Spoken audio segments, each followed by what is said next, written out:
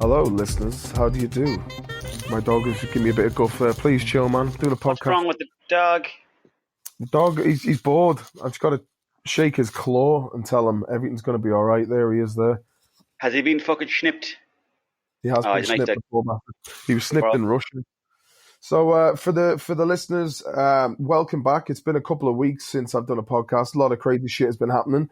But it's 2020 and all the best seasons greetings, as in not the Christmas seasons, but the seasons of the new decade, featuring my main man, Owen Colgan. Hello, guys. How are you keeping? Nice to be here with you, Muchin. I've missed you. Missed you too, big man. I'm back over here in Sweden now. In City. Yeah, I'm all right, man. You know what I mean? It's fucking, as fucking Mickey Schenker and the boys would have shouted, "Life is life," which was, I don't know what that was a reference to. Life in it, man. How are you doing, baby boy? What's the crack? Pretty good. I always find it a bit funny when I'm like looking at myself as I'm talking on a podcast, because it's like it makes me very self-aware about what I'm saying. But yeah, life is pretty good. We got all self-aware, didn't we, Collie? Because we were like, oh no, hypothetical shadow. But sure, who's listening to this other than sound people? That's true. Very true. And a big shout out to the sound people listening to this. And any scumbag listening to this, then you can. Oh. But no, I'm doing pretty good now, much. Yeah, I had a good Christmas. I decided this Christmas that I wouldn't work too much and I'll be like spending as much time with the family as I could and all that kind of stuff, you know. So I was at home in Mayo for a good bit, drank a lot of rum, hot rums, and then just had a good time. But now with the family, and that's all I can say about that. So the fam was well made up that you were home. Delighted. Well, everybody was home, and it was nice that there was no distraction. Even I was home. You were home as well. I didn't get to see much of you, but I had my intent to spend time with the family and make sure, because sometimes I go back to Mayo and then I end up going into town on the piss and then I'm in bed the next day just fucking, you know. Just cradling yourself in the heat of the night. Cradling myself like a fucking an old fetus going, why me? And it's all self-induced pain. So I said this time I'll just hang out with the family. And you know what? It's nice to get steamed in the house. A bit of fly-by-night in the gaff Steamboat Willy action. You start noticing things that you didn't notice before if you're fucking steamed in the house. You'd be looking at pictures going, Jesus, I remember fucking that picture. And you'd be talking shite to the old pair. But a couple of times I think they accused that I was a bit steamed. Like this is a two or three in the day. But anyway. So you can see how middle-aged lads just end up sitting in gaffs getting absolutely smashed by themselves. Oh, big time, yeah. And sure, like everyone has their fucking vice. You know, people, you know, wine and everything else like that, and gin and tonics that you don't really see. There's a reason, you know, so, ara. What's your all-time favourite lush? It's a good question, that. It depends. Like, if it's a hot day, I'll take an old pint of fucking Coors Light. Cider. Coors Light, would you fuck? I know what it fuck, but paid hard dollar cider. that was tongue in cheek. I'm only fucking pulling your wire. Likes a bit of wine. Your tongue. Oh, sure. One of the top boys that hide behind curtains. Do you remember Think House PR based in Galway? They were handy back in the day for little sweeteners. Whatever happened to them? I think they were in Dublin, were they? Think House as well. Was that Muchin? Is it Muchin the... who is that the guys? What work do they give us? Don't know. Oh, is this the sound of police? I better go, Muchin. The cops are after me. Was there McGinnis in town? But I was going to say to you, what do I like to drink? Ara. Right now, I suppose it'd be Smithwick's Blonde. I'd be drinking that.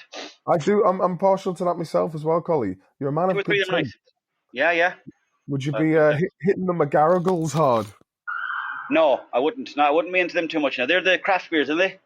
Yeah, I'm quite partial to them.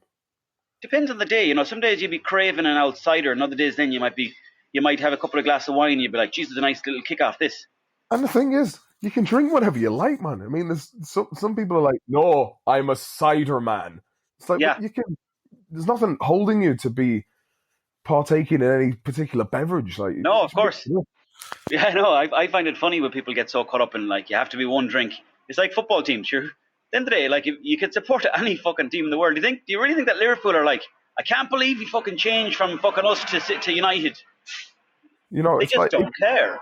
If you, I know, Owen. If you want, you can support West Brom Albion.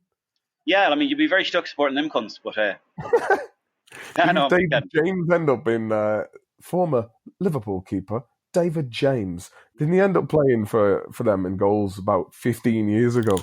I think he did, yeah. That was around the time where you had trouble getting that sticker of his in the fucking Premier League magazine. You know, the one where he had his hands like this. Yeah, do you remember I remember having the poster on my wall of the 1998 Liverpool team, and there was another reserve keeper called Tony Warner, and the two of them just had their hands up like they'd been buried. Do you know, like their goalkeeper glove made by Ulfa Sport, or some other fucking jive. It's funny how old the fucking reserve keepers back in them days always looked like about 60, didn't they? Probably were. Look at like Peter Shilton that time when he was playing for Angleterre. Is he dead now? No, I don't think so. I think he's still alive. But he always looked like he was just out of bed when he was coming into goal. He was like having a nap in the dugouts. Neville Southall of Everton as well. He was another one. He looked like my fucking granddad. Neville fucking Southall. Neville Southall, yeah. They were back in the days of Peter Beardsley and all that crack. That's right, 90s football. I love talking about 90s football now. There's something really cool. Remember I sent you a picture the other day of like, or like a video of like, and Gary I'm not Pallister and Dennis yeah, you know, and Roy Keane and the governor, Paul Ince. But it was just so weird to see them now as we are past the prime. I mean, like if we have been fortunate enough to be Premier League footballers, we'd be going. There'd be some sort of like the Owen Colgan, Mark Maloney testimonials on in Dublin. And we wouldn't fucking turn up because we'd be daft, hungover cunts. But it was lovely to see them. Jeez, it was. It brings back a lot of memories, and I always love those boys because they seem to be more working class lads. Yeah, they were.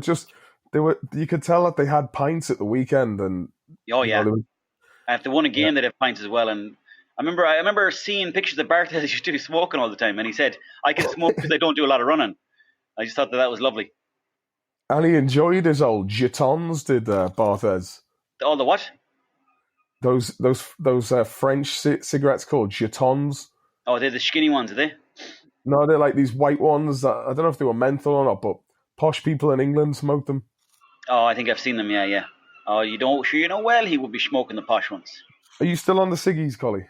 No, I'm off them now. I read that book, Alan Carr, How to Quit the Bad Boys. Alan Carr, Batty Man. Alan Carr, How to Quit the Bad Boys, and How to Quit the Cigarettes. So I gave them up about 8 months ago. And and tell me this: do you still have the odd one if you're fucking stautious? I would, yeah, I would. If I was out now, I'd treat myself to a cigarette. But it's nice to treat yourself to these things because when you get hooked on them, there's no enjoyment. But if I'm in a pub and it's like 2:00 in the morning, I might have a cigarette. It'd be nice. I get a nice kick off it. And would you be like this? Oh, I'd be sucking away like that's pointless. First couple of drags, I'm like, unreal, man. And then by drag 4, I'm like, oh God, I can't believe I'm back in the fucking spot. A couple of years ago, I was walking down Nassau Street and I was walking past a cafe and there was just some lads outside, like middle-aged dudes who had like grey faces from all the cigarettes, but I just seen them outside a cafe like 10 in the morning going, yeah. Oh, and I was just thought like, how is it that good? Some people really love the old smokes. See, for me and cigarettes, I mean, obviously we've done a lot of daft shit over the years and continue to do so. But like, I always had in the back of my mind, I was like, all right, late 20s, have them knocked on the head because like, this is something that will give me complications down the line if I keep it going. Yeah. And it's like, I mean, you hear people, who are basically on their last legs in hospital and they've got like a nebulizer or, an oxygen tank and they're still out going, I'll have a bit of that. Yeah, I know. It's the weirdest thing ever, isn't it? To see them outside a hospital smoking. Yeah, I don't know. I mean, like, why the fuck? I mean, obviously, people who smoke would be like, how dare he fucking come after the cigarettes? But it's kind of like, why do they fucking sell them? Do you know what I mean? I suppose it's good money. It's good money for the whoever's selling them. We all have our addictions, Yeah, but I mean, like, and you can't legally smoke weed, but you can smoke this shit, which is just. Like the snooze, the shit I'm hooked on them, but like Gustafsson and all those lads, the Swedish UFC fighters, they do snooze all the time, and they're still going in and crazy. You know, But it doesn't affect your cardio, does it? not really. No, I mean it's tobacco, so it affects your nerves, I suppose. But Yeah. I see the smoking probably affects the cardio. That's why they don't smoke. But the snooze, I could never take the snooze. I always got a weird sensation off them after about 2 minutes. I don't. She was like the cigarettes. Did you ever think you'd take to inhaling smoke? No, not at all. I remember the first couple of times I was doing it, it was in school in Swinford, and thought it was cool to be smoking before school. I remember one time I just puked one mouthful of sick after smoking in the morning. It was disgusting. It was like, bleh. Brap. It's probably a little bit like people who start injecting heroin. It's like I was always like, how the hell does it get to the stage where it's like, stick it in your arm, man? I was always like, but that's sore. You know what I mean? Like, yeah. And they're constantly, I don't know. I mean, it's a probably shit comes down to the fact that like you think just one every time you saying you want to quit. You wanted to quit by the time you're 30. But the way it is now, like I'm 35 now, and sometimes when I do smoke, I'm like, one won't affect me today. But really, it's not one. It's like, how many more are you taking? It's just, you just don't have it in context, I suppose. Tell me this, have you been doing much running lately? Because you've always been a good. Actually, I have to say, for people listening in, you've always been a real natural at the sports. Like, remember that time we went to the driving range? The only thing I had, Mochi. The only thing I had in life. But remember the time we went to the driving range in Castlebar and you were just fucking dinging them from like over the 300 yards. You just had like a natural swing in your hip, and I was like, "How are you doing that, Colin?" You're like, "I don't know, I'm just doing it." I was like, just pure ignorance.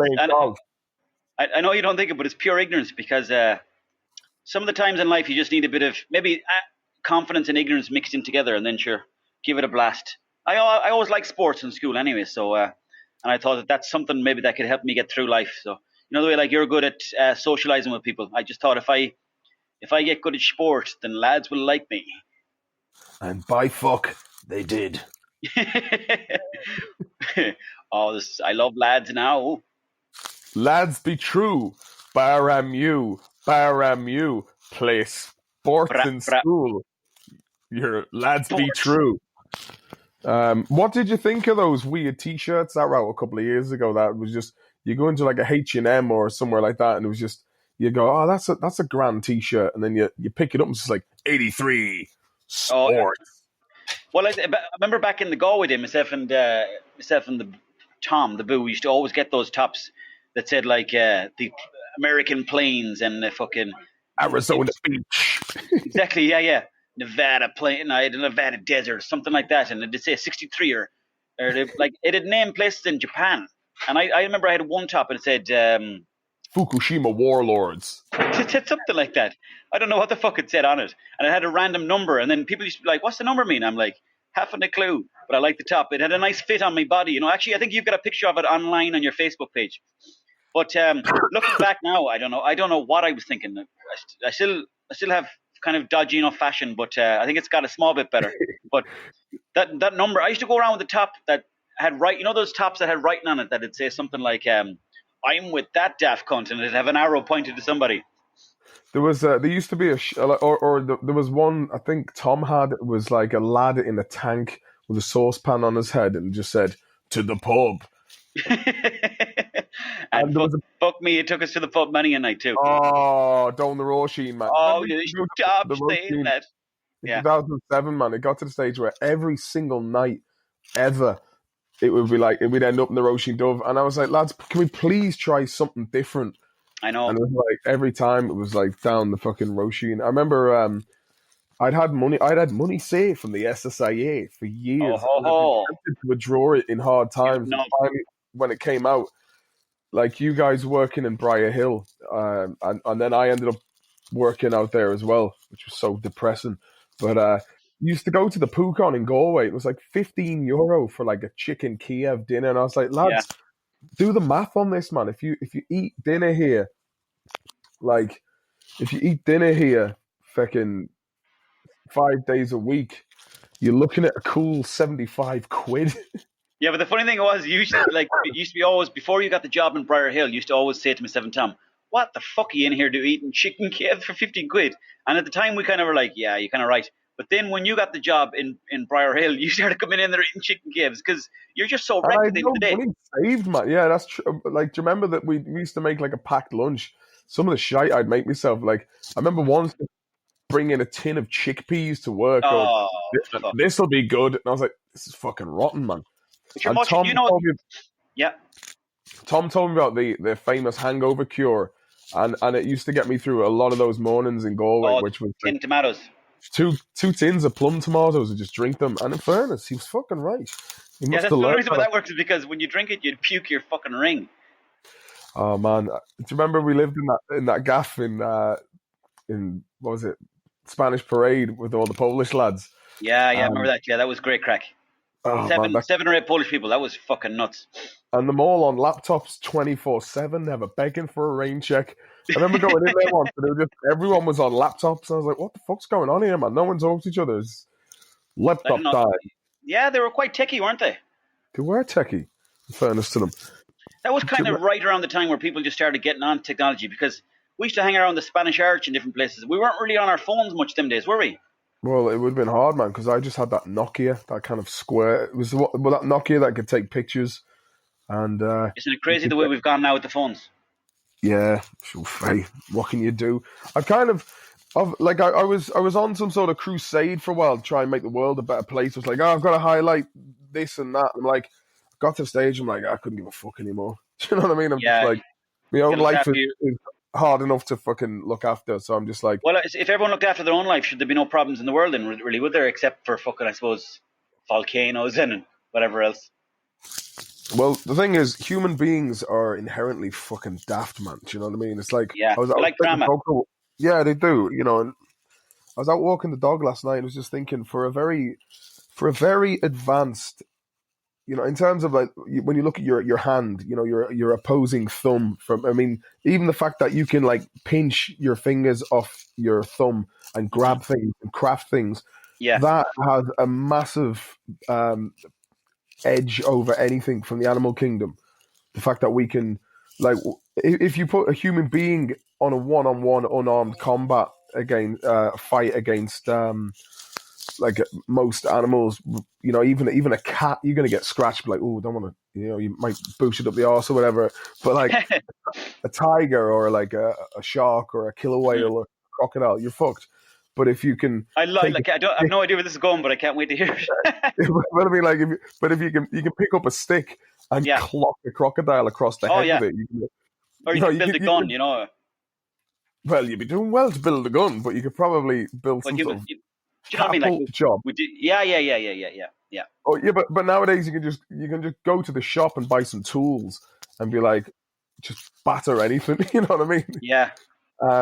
So yeah, human beings are very advanced in that aspect, but we're never happy with stuff. It's like, no, I want a bit more than that one. And you know what I was thinking about that much? I was thinking that maybe the reason why that is because that's how we're so advanced, because we're always testing stuff and then retesting stuff. Like, you know, like people arguing over opinions online. It's sort of it's we're always trying to move on to the next sort of slightly evolved opinion of what we have. So maybe that's the way humans are. It's like drama. You know, like, for example, McGregor and Cerrone, like, they're fighting in a cage and it's all entertainment. But at the same time, you know, it's always constantly evolving the sport because they're always getting a slight bit better every time. And that's just maybe the way humans go on.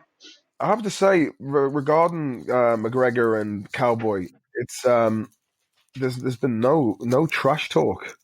No, it's very respectful. They're big boys now. Big boys. Pure lads. You know what? Maybe it's because they're both fathers. Ah. Well, I mean, there's nothing to take the edge off someone than to have kids. I've noticed. You kind of, as soon as kids come into the equation, you kind of you start looking at the world. Yeah, you gotta fuck up your ideas now and like, give me put 10 your minutes. Girlfriend's body to fruition. Ooh. Well. Aww. So yeah, your girlfriend, fair play to her. She's from Argentina, man. So fair play for the long distance relationship there. But it's not long distance because she lives with you. So it's very short distance. But yeah, she's from the beautiful plains of Argentina, the home of Maradona and the boys. Oh, the Pope is from there, and who else is going to say? You see, Batistuta. Batistuta. I remember seeing he used to play for Lazio, didn't he? I think he played for Fiorentina. Wasn't there like a lad back in like '98 who used to play for Lazio and Was like it Crespo? No. Maybe we better shoot it now. Yeah. Yeah, because I remember me and Kinsella, old friend of mine from school, went to see St. Pat versus Lazio and Liverpool versus Leeds at Lansdowne Road when we were 15, and then getting stuck in fucking Dublin for the night as teenagers. I just remember how unfit I was compared to him. He was like, "Come on, but we've got to run here." And we just kept having to run places, and he was a year and a half older than me at the time, which probably made a big difference back to the cardio development and the testosterone ratio of the body. I was like, fucking hell, Chris, man, I can't run anymore. And he's like, come on. And we ended up walking all the way down the Quays, which to me, as a 15-year-old, it just seemed like it was massive. And then we went to Houston Station to try and get a train out of there, even though I think we had about like maximum £6 each. And we met Chris Heron and fucking Kiri Moore. And they were like, how are you boys? And we're like, we're stuck in Dublin, and they were like, you can stay at our place in Drumcondra. So fair play. Nice. They gave us the dig out, man. We stayed there for the night in this really sound skin called Liam Devaney gave us a few quid for the bus the next day and bought us a meal in McDonald's, and we were like, yeah, fucking nicely sorted. Who's Liam Devaney? Is he from Swinford? Yeah, Culmore, man. I'll never forget them. So you know what? It's a lot to be said for community. Yeah, it's true, man. That's the nice thing about growing up in a small town. Obviously, there's gossip and intrigue and all that crack, but other than that, man, it's like an extended. Other than that, like exactly, yeah, and it is nice to go home and like if you do spot anyone from Swinford in Dublin, world, in the world, if I spotted a Swinford lad in New York, at least then it's kind of like it's a bit of safety there, Yeah, it is. It's a nice old touch. That's all. I like doing gigs in London and places like that.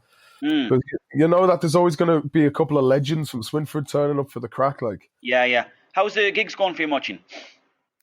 It's all quiet at the moment. I need to get a couple of gigs booked in. But I've just kind of taken a couple of weeks off. I've taken a couple of weeks off the podcast, the fucking making videos crack, and just needed some time to chill with the fam. That's fair enough. Yeah, that's more important than anything, the family. It's been a rough couple of fucking months, boy. But you know what? Great crack at the same time. It's not how hard you get hit; it's how hard you can keep getting hit and keep fucking standing up. You know who said that? Fucking Ariana Gandhi. Fucking shite joke, but anyway. But you know what I mean? Ariana Regan's after you. I remember seeing some videos about Ariana Grande. Is she into the whole fucking Illuminati crack, or what's the story? Because she's at that level, but it's hard to know. I'd never want to get to that level, man, because I'm convinced that you have to do some weird shit to get there. Like what? I don't know, some fucking message in blood shit. Who knows what goes on up at that level? You probably have to do something to the point where they record it, and it's so bad that you then become controlled by them in any sort of way, so that if they ever do leak the footage, it's game over for your career. So. Probably end up having to fucking bum a sheep or something. I mean, talk about taking the crack out of something that should be good crack. Do you know what I mean? It's like, it could be all lies too. Like, it could be just, it could be just like any kind of business where like the top boys are dodgy, and anything really. In any job you look to, any industry, probably the top boys are the dodgiest because that's why they're at the top. They know how to control people. Yeah, fair enough. What do you think about, I mean, we haven't covered this ground for a while. Fucking any word from, any opinion on the old Epstein crack? Because he was a bad bastard. But, well, yeah, pure scum. I don't know. I didn't really look into it too much, but like, but I'm glad I'm glad it's now in popular culture. Like, even what did you think of Ricky Gervais at the Golden Globes?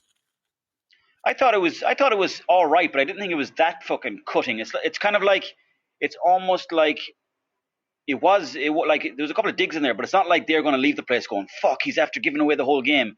I think it came out like it looked like celebs were getting slagged, and then it looks like they can take a slagging now, but really nothing too important was said about them. Like, what was the harshest thing that was said? There was a very funny bit where he was talking about Bird Box by Sandra Bullock. He went, Bird Box. The way you survive is you pretend you can't see anything exactly what it was like working with Harvey Weinstein, and you could just hear people. Like, oh, that was good. Yeah, that was good. Yeah, you're right. Fuck, I didn't see that bit, so I take back what I just said. But yeah, but you know what, man? Like, I can imagine it's just full of pussies up at that level where it's like, don't say the wrong thing or you'll be blackballed. It's like, so people just don't want to lose their handy numbers, so they're afraid. Yeah, like, but we've all been there much, haven't we? Like in jobs and stuff, we've all not wanted to rock the boat because of, potential financial loss and all that stuff. So it's just it's a shame that that's the way the game is rigged. How many jobs have I been ran from? Eh? How many jobs have I been ran from? Yeah, I suppose so, but we all have, but you've kind of, we've all towed the line as well when we had to, which is kind of the nature of bloody life, isn't it? Toe the line. Like Love if you were always on time. What was that? Was that the Golden Globes he was at there, Ricky Gervais? Golden Globes, yeah. If you got a call tomorrow from fucking Scorsese and he said, I want you to be in The Irishman and you also have to turn up to the Globes and, obviously don't be rocking the boat, go up and do a speech saying how great the movie is, what would you do? Oh, well, just go up and fucking say what a great movie it was. See, there you go. So this, like, you get indoctrinated into the old system. Well, I mean, it's not like the fucking Golden Globes itself is, it's like, it's an award ceremony for people pretending to be other people. It's just a ceremony at the end of the day where people give themselves. It's just adds a bit of a competitive element to the production of it. But it's kind of getting to the stage where people are a bit like, who gives a fuck anymore? Do you know what I mean? It's like, people are more concerned with their own lives, I think. Yeah, and I think it's also like fucking celebrities, man. Like, it's just when they get on their high horse and start grandstanding and telling people what to think and how to behave. It's kind of, a lot of people, like ordinary fucking Joe Soaps, are like, nah, who are you to tell us how to live, man? You're fucking living in an alternative universe where, like, life's hard enough as it is. Never mind getting fucking preaching to the fucking unwashed masses. Yeah. That's the good thing about me and you, Collie, because we is working class boys. Yeah, that's never change. Yeah, ain't no thing but a working class GG unit. If the phone was to ring tomorrow much and it was like, how you doing? This is Harvey Weinstein. Now, I know there's a lot of allegations against me, but I have a movie. It's called The Irish Night, and it's about you fucking killing a load of people that took over Irish land, and you're going to be on a horse. We're going to give you 5 million quid. And listen, I won't be in the movie too much, but I'll be funding the bloody thing. Will you do it or not? I'll say, Harvey, I believe you're a changed man. Yeah, I suppose I am, he'll say, obviously, because, he's probably a liar. I'll be like, as long as I don't have to put any dicks in my mouth, let's roll. Then all you hear is beep, beep, beep. Sorry, I'm backing up a truck. 5 million quid, man. I should fuck it, man. Yeah, sure. That's your price, Mochin. That's your price. That's my price. That's not a bad price. I mean, like, I don't know. Like, what would you do? I'd say, you'd like to think you'd say no, but, huh? Like, you'd be like, yeah, give us the hard wedge, and I'll stick it down on the show reel, and I'll be like, and it'll all be swept over by publicists. It's like, have you seen this movie? It's amazing. And it's a fucking rolling conveyor belt of new news anyway. Do you know what I mean? It'd be nice, it'd be nice to do it, and then at the very end, maybe make a movie and say this, or maybe make a video giving out about it. I don't know. Maybe saying, look, at the end of the day, he was a fucking wrong'un. Do you know what I mean? Yeah. It was just another abuse of power in Hollywood. Should have fucking, what's his name? Is it Donald Simmons? Or what was his name? He was like a 1980s producer. Apparently, he used to just ring people up and just say, "You're fired, you piece of shit." And he would just ring people up. He would have a bad day, and he would just go through his Rolodex and just give out to people. Proper fucking narcissistic bastard. Yeah. Like, just see Harvey Weinstein going into court with pretend fucking Zimmer frame. No way. He was like climbing up these steps pretending he was so fucking weak or whatever. And you ever see those Kevin Spacey videos? He's the fucking weirdest cunt going, isn't he? Yeah, good mates with Harvey. Good mates. Oh, I'd believe it. They're cunts. Yeah, also good mates with Bill Clinton and on the fucking Lolita Express the whole time. But the thing is, YouTube is still putting his fucking videos to the front of the queue. And anyone who's fucking coming out there and talking about what a bad nonce or touch-up merchant he was, gets demonetized. So, Who? About Harvey Weinstein? No, about Spacey. I mean, like... Oh, yeah. Who the fuck knows what was going on the island? Do you know what I mean? Like, and Epstein, man, like everyone say he didn't kill himself. I mean, the fucking footage gets destroyed. It's such bullshit, man. I mean, like, that dude was running a fucking honey trap. It was basically entrapment and for various shadowy interests, and getting people in who had appetites for crazy behavior and blackmailing them and getting them to do, fucking favors for them. Maybe that's what the Illuminati is. Well, I mean, like, there's no question about it. There's a weird fucking occultic element to all this. These higher echelons. I mean, like, your average music video now is like a soft-core porn video. It's maybe, like... Maybe it's going to go full circle where people think it's, to be conservative with your clothes is going to be the new thing. I don't know. Because I know what you're saying. A lot of these twerking videos, they're kind of weird because half of your brain is like, oh, I like that now. Then the other half is like, why am I looking at a twerking video here? It's meant to be a song. Yeah, I mean, like... Can you basically is there anything in recent times, music wise, that has jumped out at you and you're like, yeah, that's a great song, that's a well made, well written, well thought out, well produced, great piece of music? Especially pop. Hozzier is pretty good. Hozzier. He's got a couple of good songs. What I can't really think. No, I like sometimes just out of weirdness, I'll put on Harry Styles. Harry Styles, right? Good music. He does actually, yeah, he does. Yeah, but like your average fucking song, man, it all sounds the same. It's all just like multi-layered. Made by Swedish lads, isn't it? Who Max Martin, is it? Yeah. Imagine the coin that lad has, man. And as well as that, like, nobody knows him, so he's living in the perfect world, isn't he? Fucking is, man. He could be walking outside my street. He could be. Have a look out the window. You out there, Max? Yeah. I was asking for it. Tell him, does he have Rihanna's number?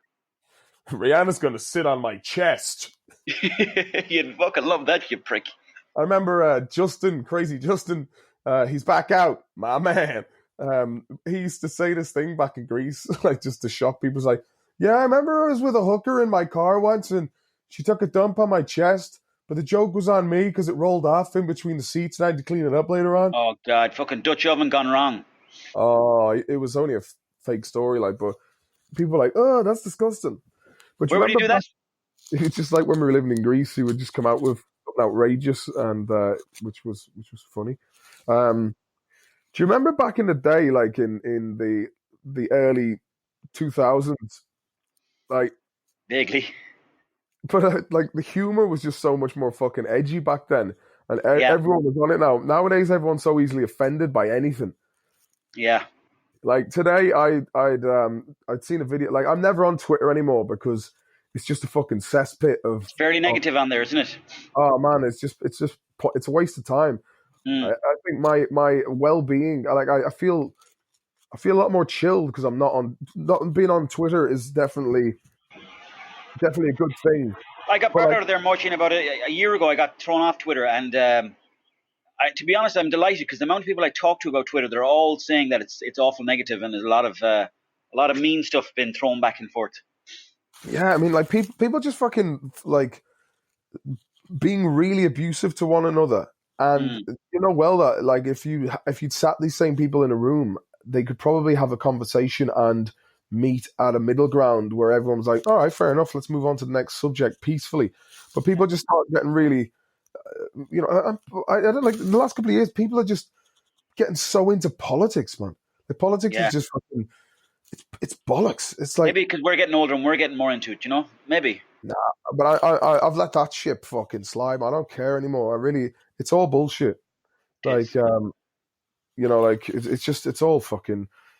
It's all money talks and bullshit walks, and you kind of have to. You have to have a certain. You have to watch it though, because as they say, if you mightn't be interested in politics, but it'll be interested in you, and it'll take your money some way. So it's good to know what's going on, I suppose, but not get too deep into it, because at the end of the day, it's a load of people arguing, thinking that they're all right, but most people are just guessing. It's all guesswork, really. Because I mean, if the politicians were like all these parties, whatever one it was, were right, then how come nobody really knew that the crashes were coming, or the new boom was coming, or whatever? I reckon all these booms and busts, they're all fucking predicted, man.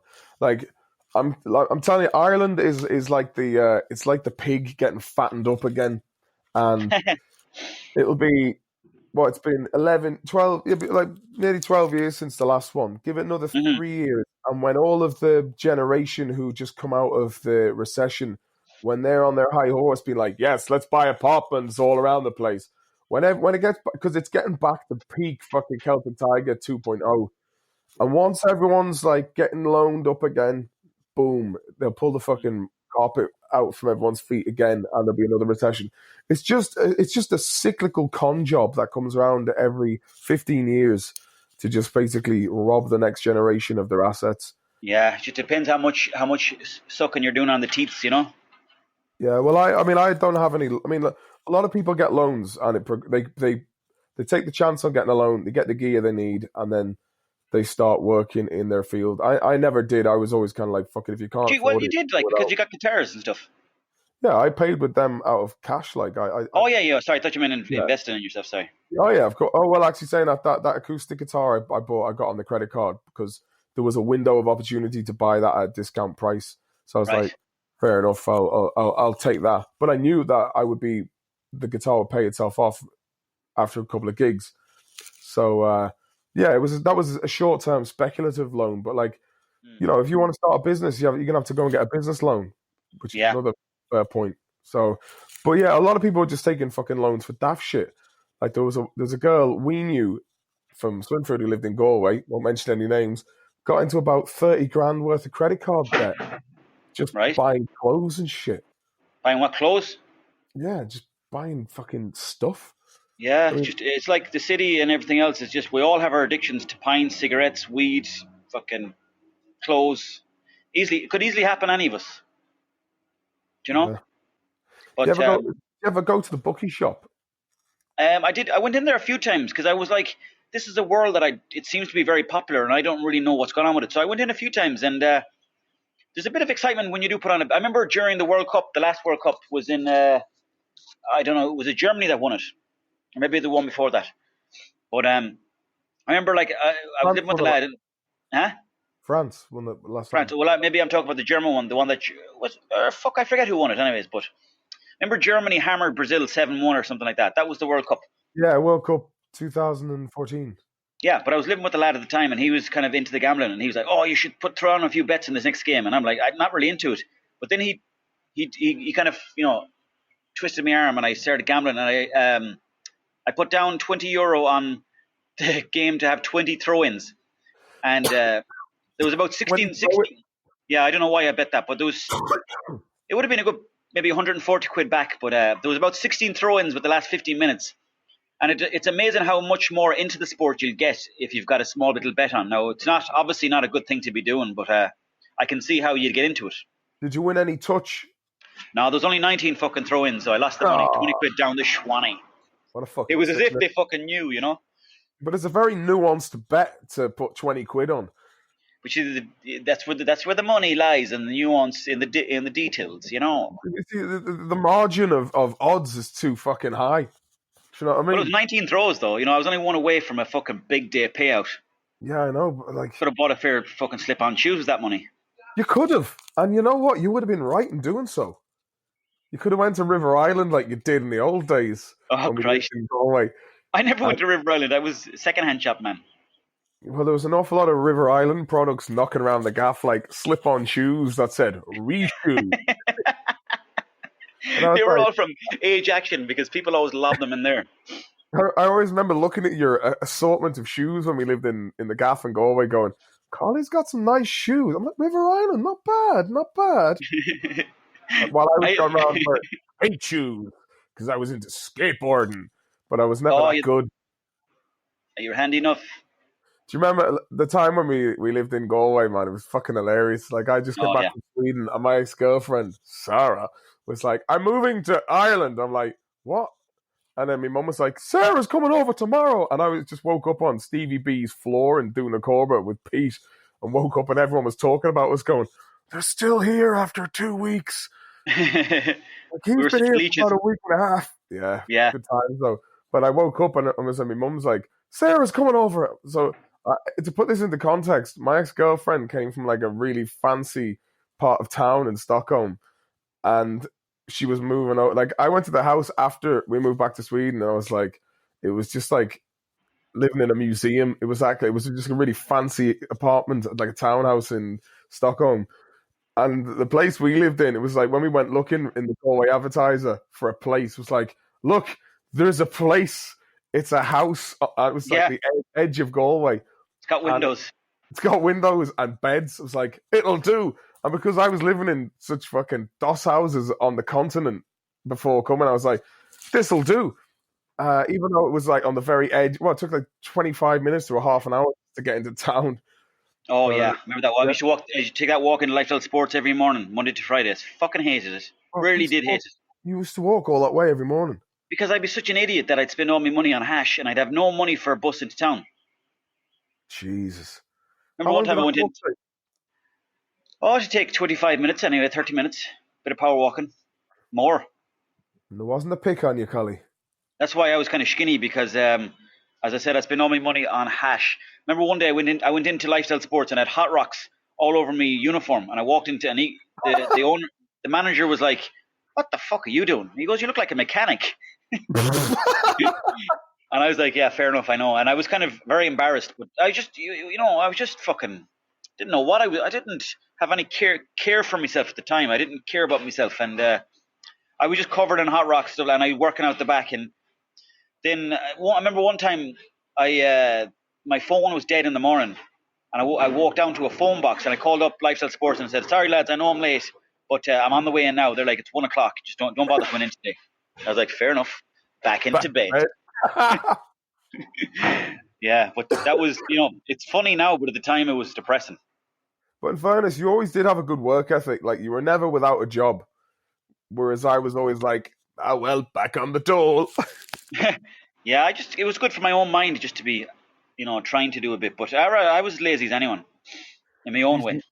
You had some mad, I mean, like, in fairness to you, like, you worked weekends in Vivo across from Cuba. Oh, yeah. Oh, fuck. Yes. I remember one night going in there and there was some fucking lad walked in. Like, he was pissed and quite aggressive, but he was, like, he wasn't aggressive to me or anyone else in there, but he looked like he could rumble. And he was just covered in someone else's blood, like where he'd been fighting. And like, I looked at him going, wow, what the fuck happened here?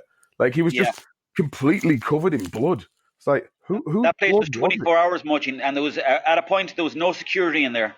The security was the lad that was kind of like serving fucking one of the tills. And I remember often seeing him holding one lad by the neck and fucking scanning through a chicken roll with the other hand for somebody. And it was just absolute, the place would be wedged. Like, you couldn't walk in there because, you come out of the nightclub, people would want to get jambons, they'd want to get a pint of milk, and they'd want to get a chicken roll. And, the place was fucking mayhem altogether. Yeah, man. Some of the fights that would happen outside, like Air Square, man, it was just... Do you remember that time me and you were walking, I think it was like in 2008, we were walking down Shop Street and we were besieged by a gang of fucking ruffians. Yeah. And there was one fat lad who was running after us, and he kept trying to kick me up the arse. I was like, "Wait!" And I kept like jumping away. So every time he'd take a shot to try and kick me up the arse, I'd jump like half a foot and he'd keep missing. But it was really, I was trying to lure him away from the pack so he was by himself and then clock him in the face. You got him down as far as Nyochtons, I think, did you? Yeah, I was about to give him a good fucking rattle across the jaw, and he gave up then. I was like, fuck it. But then the next day, because of that, we'd had a little chat with your man, Sergio, who worked in Roisin, and we went out to that self-defense course. That was good crack. Talk about a knee-jerk reaction. It was like, next day, directly, we need some self-defense training. and I remember, like, we didn't really do anything too strenuous, but because the floor was soft in this, like, judo hall, My legs were in bits for like a week later. Yeah. The thing is, we burned the candle at both ends. We'd go to fucking exercise classes. Myself and Tom, we used to go running in Galway. We'd run hardcore 6 or 7 kilometres, up hills, down hills, fucking roundabouts. And you were wearing fucking bin bags as well underneath your clothes. The odd time we were, just because we were fucking idiots. We'd be wearing bin bags. I don't know if we were wearing bin bags, but we would be wearing clothes that weren't really suitable for running. I might be wearing a pair of shoes that were too big for me. But then we'd be going out shoes. Slip-on loafers then just on the fucking Salt Hill walk. But then we'd be sweating like fuck. We get into town, we'd be feeling great, and then we get a bottle of Buckfast and fuck ourselves up again. Well, like when we worked in the construction game that time, like I'd be out at like 7:30 to take a bus from Eyre Square. So I'd have to walk from the gaff we were living in up to Eyre Square, take a bus out to like, where's the name of Ballybrit, out the racecourse, out that Industrial Estate, yeah. Yeah, and then just sweep an underground car park for fucking hours. Oh, it'd put fucking years on you, wouldn't it? Oh, it was cruel, man. And then we did that stuff. Yeah, it was, man, that was fucking purgatory. I remember at the time going, I've been to New York, I've been to Sweden, I've been interrailing, I lived in Greece, did all this mad stuff, and now I'm just in an underground car park sweeping up all day. You know what, though? It's no harm. In hindsight, it's no harm the odd time just to sort of, because it brings you back down, to life. Sometimes a man can get carried away with himself. Oh, man. Much, I've got to go. It's 11:30 now. I've got to fucking go meet somebody.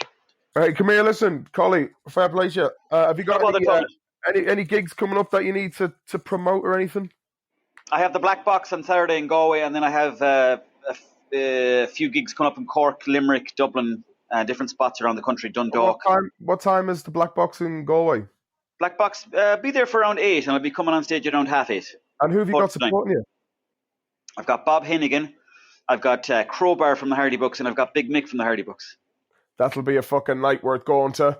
Oh, stop the lights, please. And tell me this, before you go, when are we going to get back together and do this fucking Gobble Books international fucking smash hit superstar tour? As soon as I've this tour done, if you want to get working on something together, let's get the fucking ball rolling by. And are we going to do gigs in America, Collie? You're trying to fucking put me on the spot here now. I mean, like, are we going to do gigs in space, are we? Australia, yeah. New Zealand, New York. Let's pen down fucking Quad Valley. Valley, Cincinnati. Los Angeles. We'll do the main room in Los Angeles. We'll do upstairs in fucking Dubai. We'll do Joe Rogan's podcast. We'll do Brendan Schaub's fucking underground bunker. We'll do Eddie Bravo's space unit. Brendan Schaub Quadcast. All right, Muchin, better let you go, buddy. I played your collie, lad. All the best, mate, and good luck with the shows of the weekend. Thanks a million, Muchin. Take care of yourself, family. Please never forget, we need those counties back. Bye. Bye.